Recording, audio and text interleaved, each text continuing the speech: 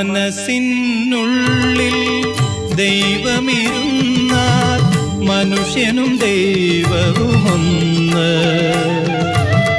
മനസ്സിനുള്ളിൽ മഹിമകൾ വന്നാൽ മഹേശ്വരൻ വരുമെന്ന്.